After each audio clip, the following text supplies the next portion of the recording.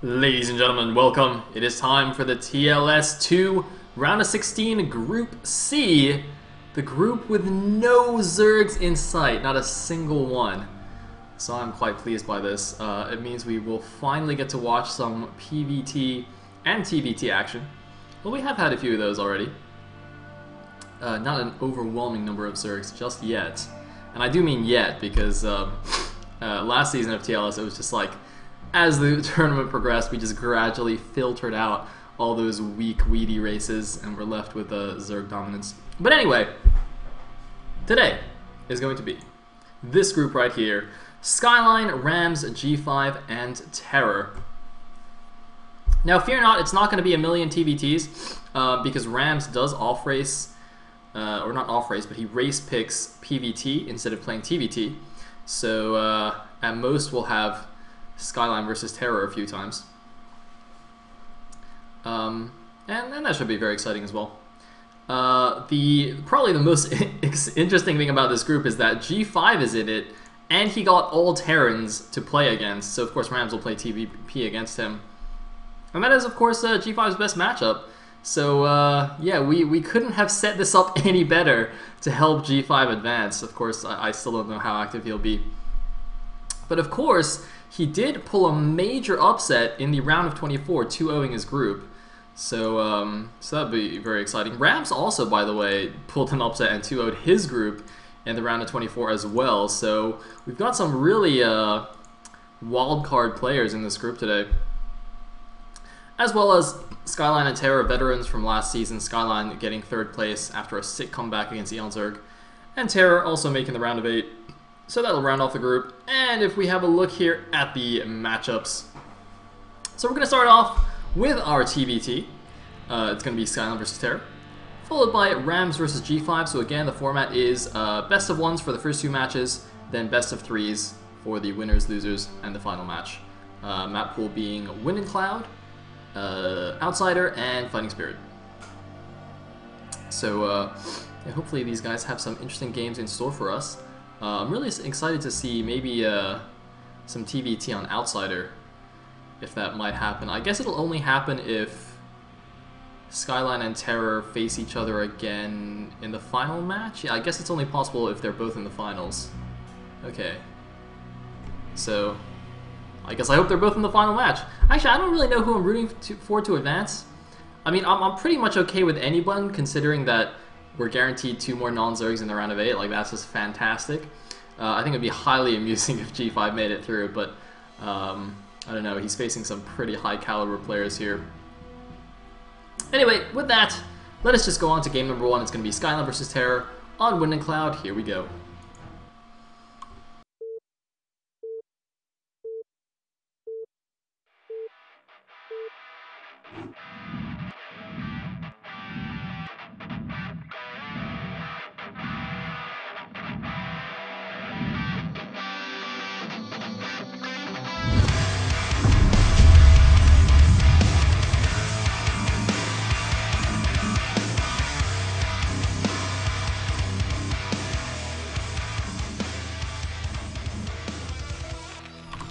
Alright, here we go.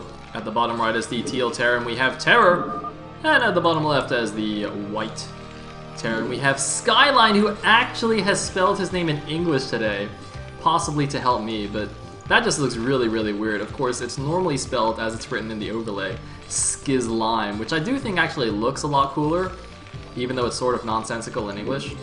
Apparently that's how you pronounce Skzlime in Hungarian or something, or how you spell Skzlime in Hungarian. I don't know. That's what they tell me.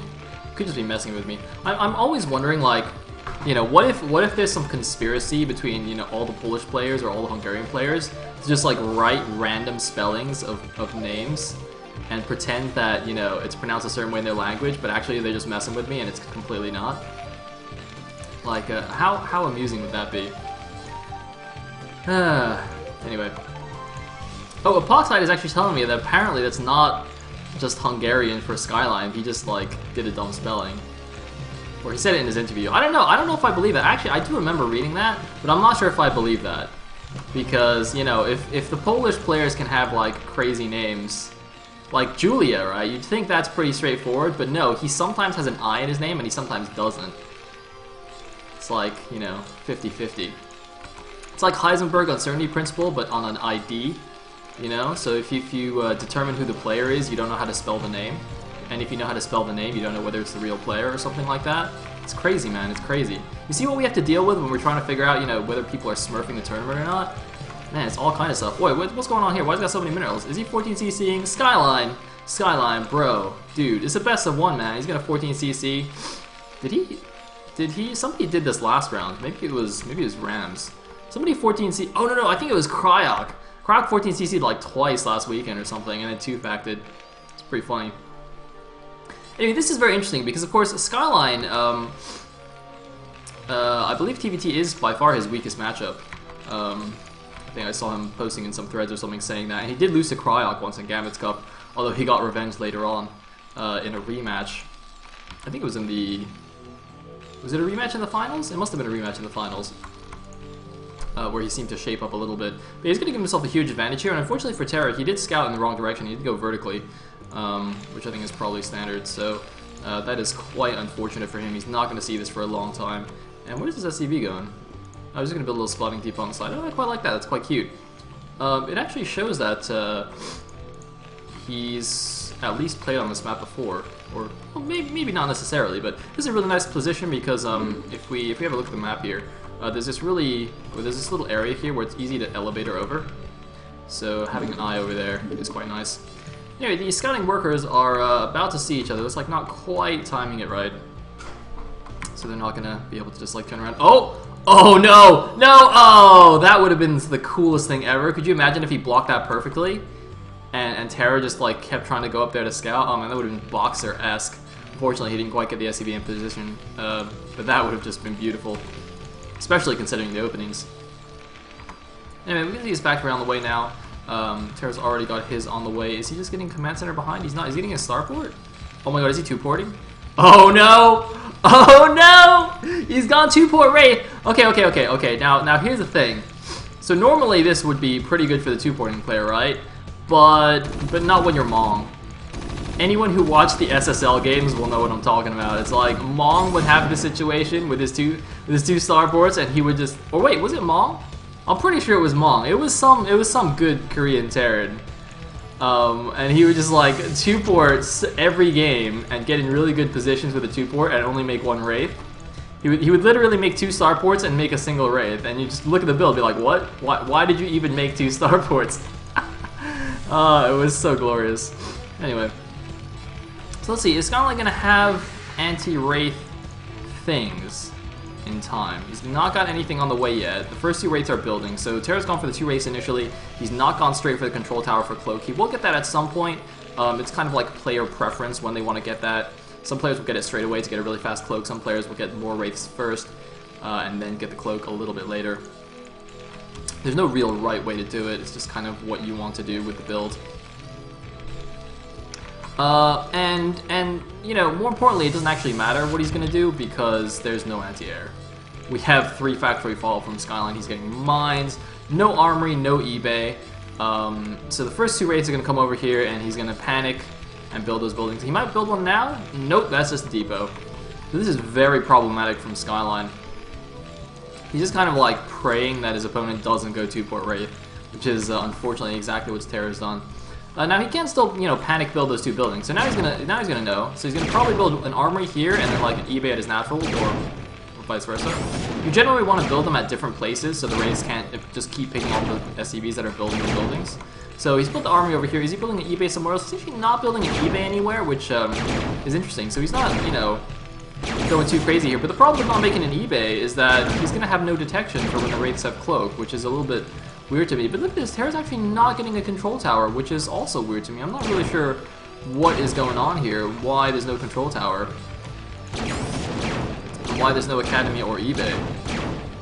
Is this just kind of like some kind of sick mind game or something? Anyway, this like sounds gonna counterattack with some vultures, but TerrOr's gonna be well prepared. He is taking his own expansion as well anyway, and I guess he just figured that he's gonna be able to do enough damage without the Cloak that he doesn't even need to invest in it. So he's actually just gonna save the money and presumably just get factories faster and not even worry about it. And he's actually killing so many SCVs. Alright, let's see. 1 kill, 3 kills, 5 kills, with that 9 kills in total, 10 kills, 11 kills, 12. I mean, Skzlime's not even bothering to pull the SCVs because he doesn't want to draw the wraiths to the armory, I guess. But he just like let most of them die. So he is not happy about this. He's got a decent number of vultures without speed or anything. They can't really do too much. Like if they had speed, they might attempt to run by, although TerrOr would probably block that anyway. So now the wraith's coming in, and this is getting a little bit out of control. So that looks like 17 kills, maybe 18 already. Academy is now on the way, so of course Skzlime does want to avoid getting cloaked to death. And we do see the cloak now, so okay, it was quite late for a cloak. I think he might have just forgot for a bit because he didn't actually make like a 5th and 6th wraith, so this definitely could have been a little bit faster.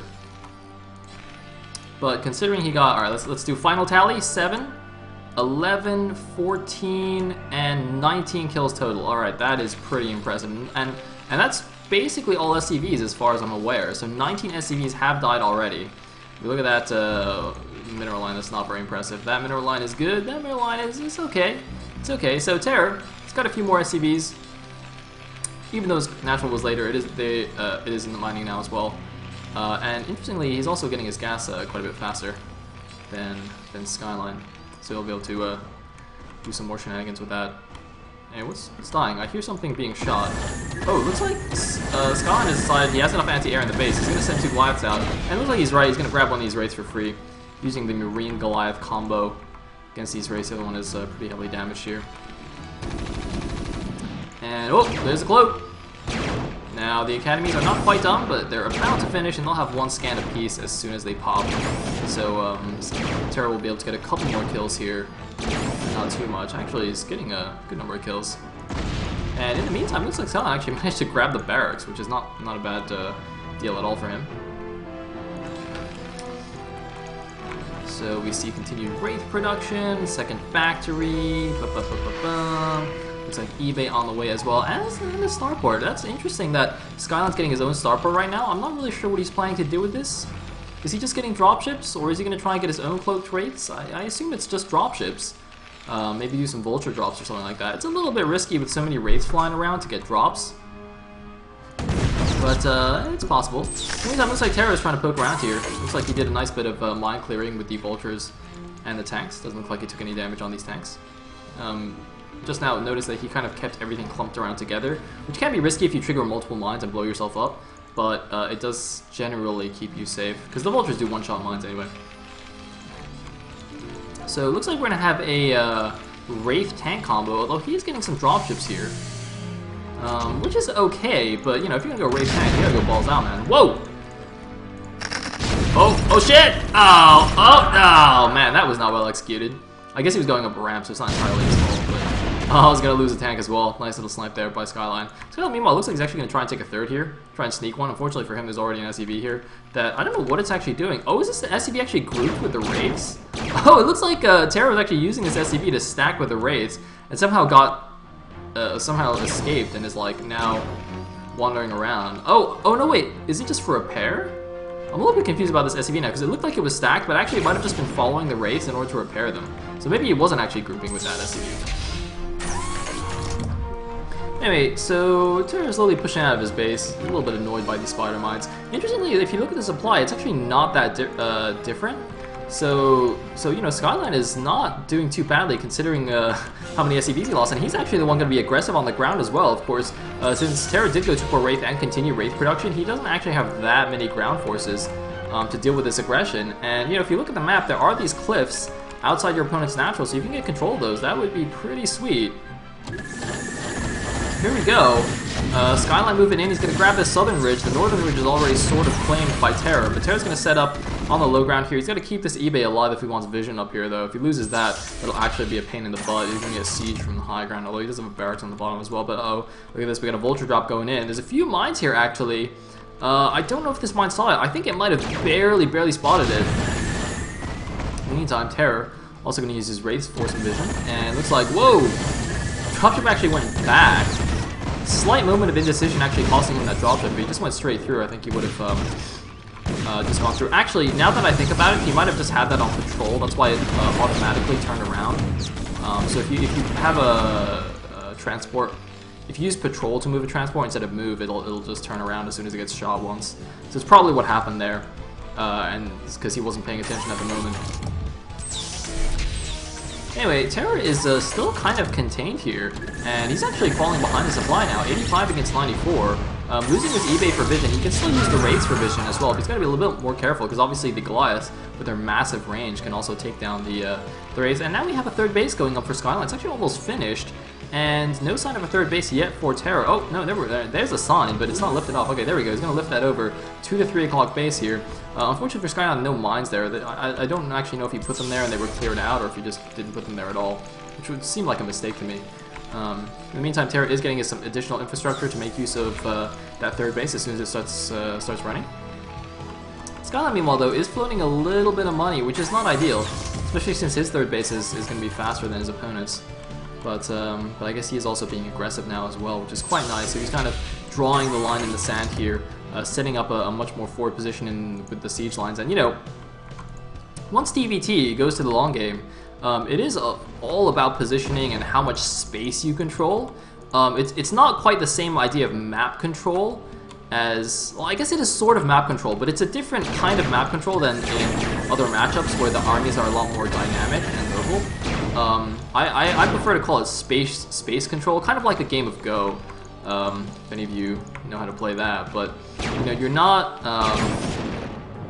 it's not so much the strength of your army that's like walking around the map, but, you know, setting up advanced positions and just giving yourself a lot of room to maneuver around.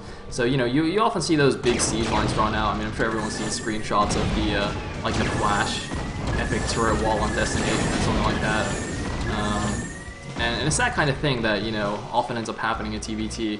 And so for Skzlime to actually grab this really far forward position outside of TerrOr's natural is actually quite nice. He's actually making good use of this by expanding pretty quickly as well.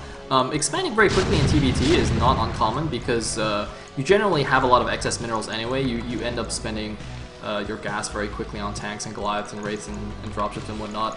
And, you know, you don't really make a million vultures, although you can, depending on the style. But generally you'll have excess minerals. So might as well make a few extra command centers, get that extra gas. Doesn't really hurt, even if you lose one, it's actually not that big of a deal.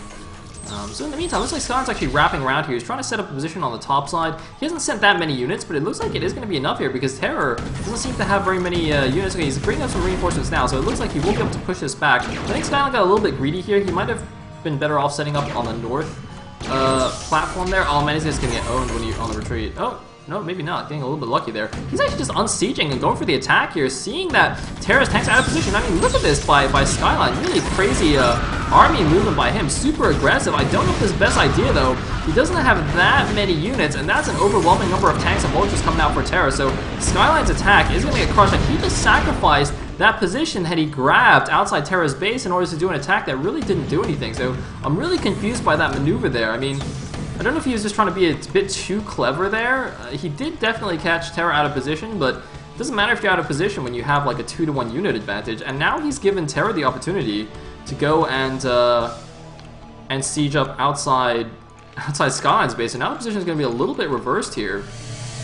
Skzlime has a lot of dropships. He's loading up, but how's he actually going to defend his front?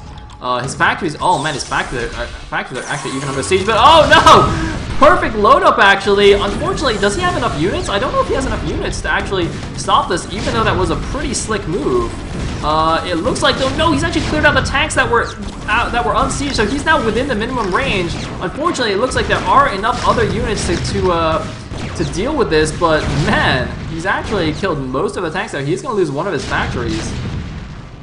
But that was a very efficient defense. And more importantly, Skzlime's getting a 5th base, and TerrOr's still on his 3. So even if Skzlime doesn't get the most efficient exchanges here, it doesn't really matter, because his economy is going to be way better than his opponent's, although TerrOr does have a pretty significant supply lead right now. 120 to not even 90 supply.